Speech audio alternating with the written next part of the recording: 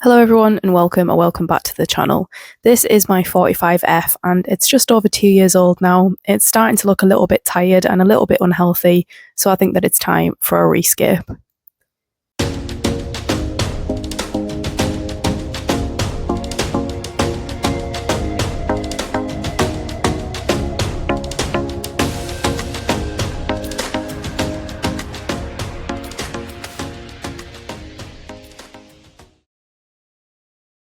To be honest with you, I have been putting off rescaping this tank for far too long now.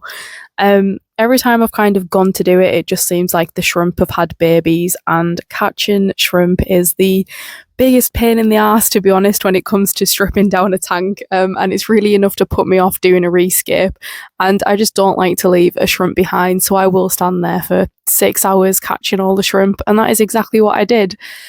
So it has taken a little bit longer than I would like to have rescaped this tank, but I guess we're finally here. So yeah, the bit of wood that I used is a piece that I've had in the shed for like 2 years, and I've really wanted to use it, and it's some structure wood, which I've just paired with some hornwood, just because it has the same colour and texture and it works well together. And I'm just gluing it together, just using some cyanoacrylate super glue. Just created a few glue points, and I'm just using some cotton pad, and this just means that the structure will stay strong, and if you knock it in maintenance it won't move, and it just stops anything floating. I doubt anything would have floated in this tank just because it's such a shallow body of water, but just in case. And then next I am going in with some very dusty Mekong sand. This is from ADA, and if you're familiar with ADA sands, this is kind of like a mix between like La Plata and Colorado in terms of colour. It's got a nice warmth to it, but it's also got some darker flecks running through it. And I thought that this would be perfect to use with the stone that I'm going to use, which is ADA Yamaya stone. This is just quite a simple dark grey rock, but I really like it, and it's one that's been on my list to use for a while. Kind of looks a little bit like coal, but yeah, I just really like it, and it's different. The tank that is next to this uses Sirius stone, and I do feel like that is a stone that I just overuse, so I just wanted to try something just a little bit different, and like I said, I think it pairs really nicely with not only the sand but with the wood. So as for the rock, I basically just put more in than I want to use, and then I find like subtracting the rock, it just kind of, I just seem to be able to place it easier. It's quite hard to place something to look random, but yet you're placing it there on purpose, if that makes any sense. So yeah, I kind of put more in than I want, and then I take out to what looks right.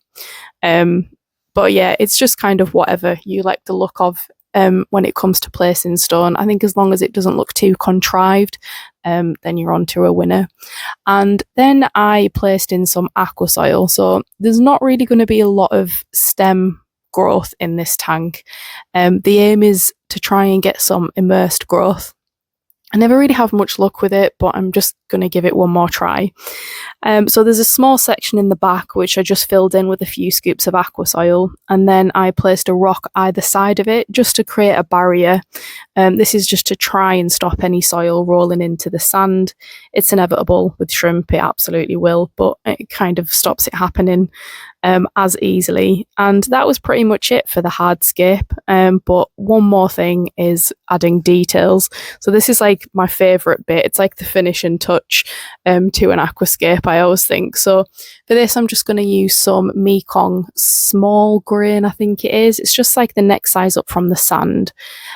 So it's like the same colour as the sand, it's just a bit of a thicker grain, but it just gives a bit of a natural aesthetic, because I guess in nature not everything is the same size, so it just gives a little bit more texture and a little bit more detail.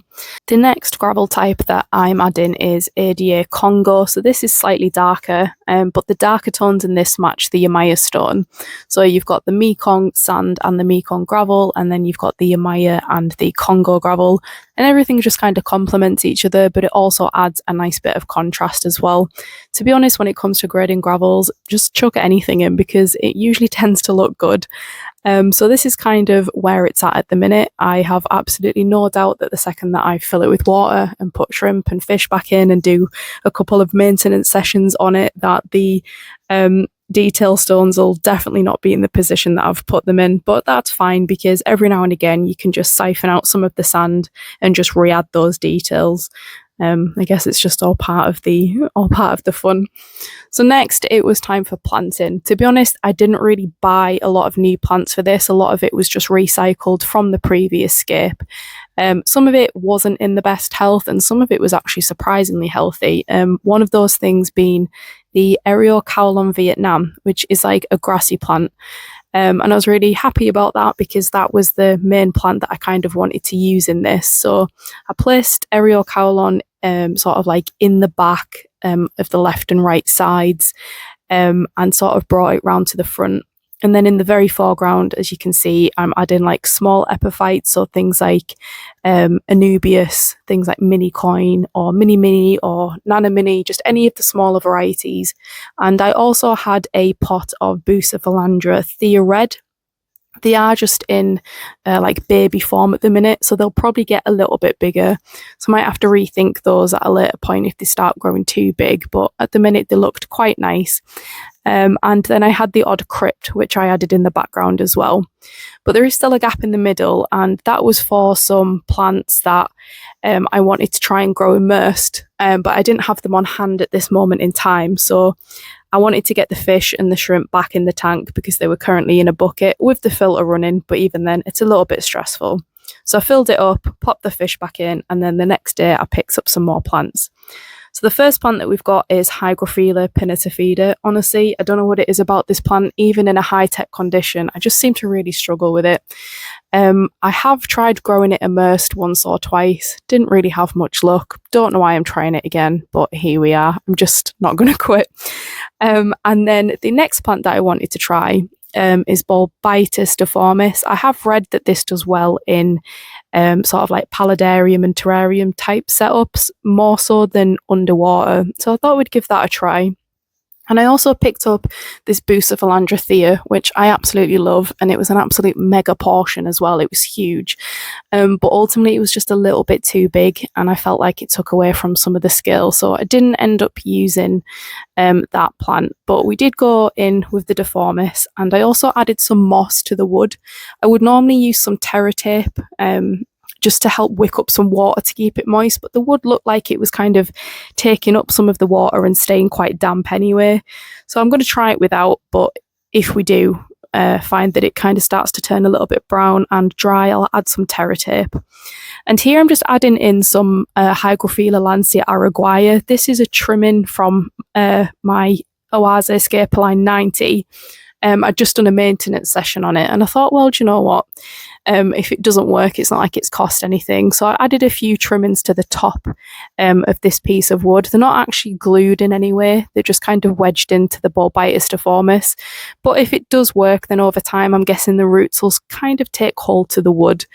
And yeah, I guess the whole hope for this part is that it all kind of will start growing immersed and out the water. But that's where the tank is for now. I hope you enjoyed this one, and I'll see you on the next one for an update.